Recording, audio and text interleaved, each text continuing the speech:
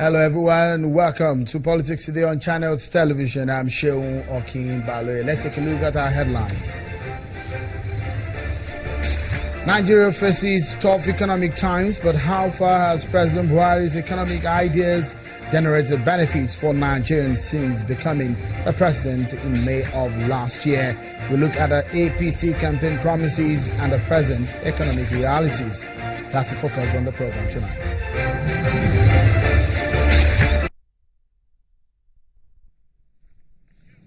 Thank you for joining in, everyone. It's going to be a very interesting weekend. And of course, we're looking towards some of the biggest rerun elections. Of course, this weekend is going to be a break from the rerun until March the 5th, upper weekend.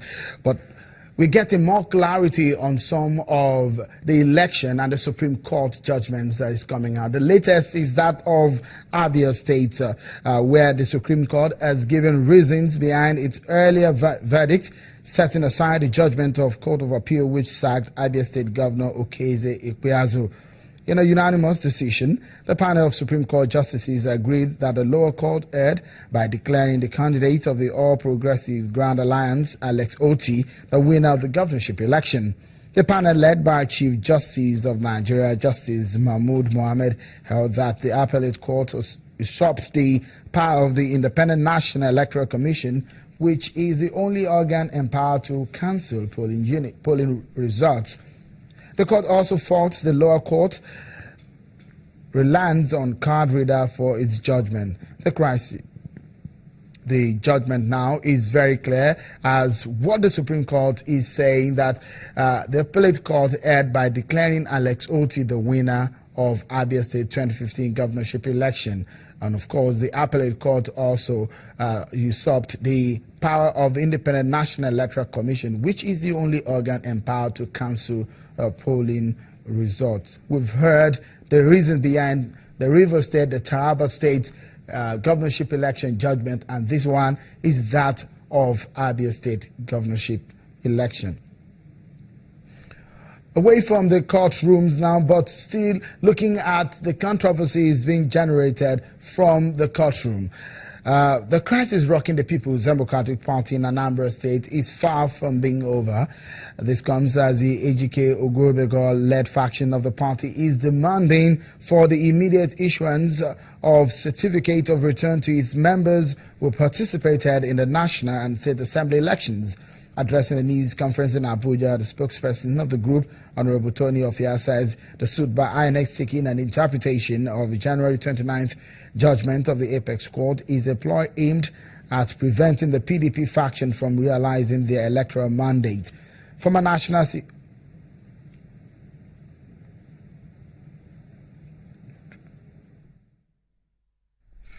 This will be the second time that the Supreme Court is agreeing with our position. On the 29th of January, the Supreme Court basically upheld the decision of the Federal High Court while dismissing the position of the Court of Appeal. So where is the controversy? We have never argued that Ejike Ogwebego will usurp the position of the National Working Committee. Everything that we have done in conjunction with the PDP. So where is the controversy? Absolutely none. This will be the second time that we are being denied the benefit of enjoying the judgment of the Supreme Court. There is no interpretation needed. INEC should do the needful. Delay, justice delayed is justice denied. There is no controversy.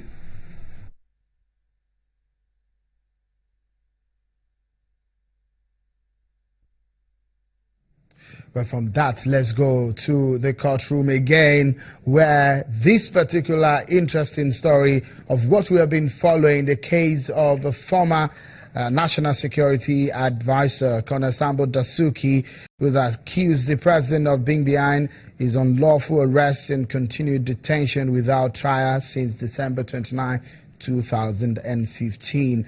Colonel Dasuki, who spoke through his counsel, Mr. Joseph Dowd, claims President Muhammadu Buhari unjustly instigated his arrest and detention by the Department of the State Security. The accused insists he is being detained despite the bail granted to him by 3 different courts in various criminal charges filed by the federal government. Mr. Dasuki claims the president, through his comments on the presidential media chat in December 2015, confirmed he is behind his ordeal.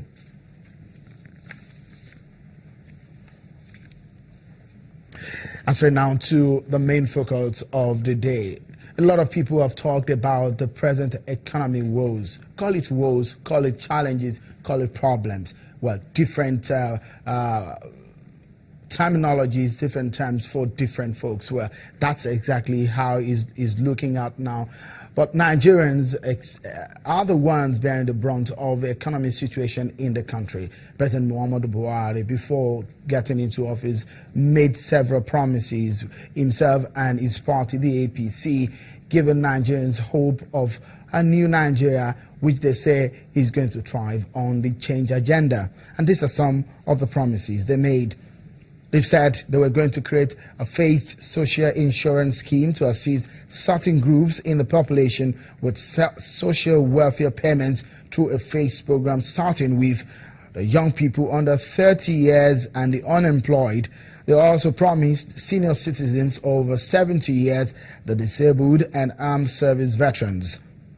Also, they promised that a free daily school meal for all children attending primary school will be provided.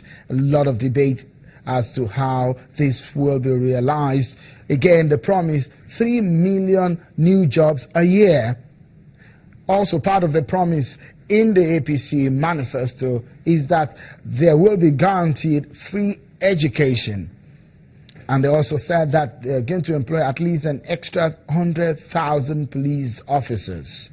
This part of the party's APC's plans for Nigeria before the 2015 general elections. And they also said that they will provide interest-free loans for university technical school students who meet the required entry qualifications. And again, the APC promised to write conditional monthly social security payments for 25 million of the poorest Nigerians. But exactly how is this playing out for Nigerians? We've seen the president traveled wide, he's gone to different parts of the world, and one of his aims, according to him, is to bring a better life to Nigerians. But as we speak right now, almost a year into office, what are the realities of the time? Let me take you through some of the facts and figures of what is the present state of Nigeria's economy. Take a look at these. Nigeria, we had a budget presented by the president to the joint session of the National Assembly, a budget estimate of 6.08 trillion naira, with the oil benchmark put at $38 per barrel, and oil production projection at 2.2 million barrels per day. But now, as we speak, a lot of people have been debating that it may be around $200 officially, the naira that is, but at the parallel market, the dollar sells for about 300 naira. Okay, and you know that most of the products we consume locally are imported, dollar-based, right? But again, if you look at it, a Nigerian worker receives a minimum wage of less than $100. That's 18,000 monthly. To be realistic, it may be more than this, considering the fact that this is the official figure of about 199 naira or 200 naira. It's about $100. But if you calculate the 18,000 to the 300 naira to $1 on the parallel market, it will give you way less than this. That means a meager 18,000 minimum wage is what a Nigerian worker gets. And foreign reserve has gone so bad to the point that it's now about $30 billion. And foreign reserve per person is about $350. Those are the realities of the time. And exactly what are the hopes of Nigerians? A lot of people have been talking about how we can get past all of these economic woes. One of them was a Nobel laureate, Wole Soyinka. He's asked for an urgent economic summit. Will this actually get us out of this quagmire? Let's take a listen to Professor Wole Soyinka.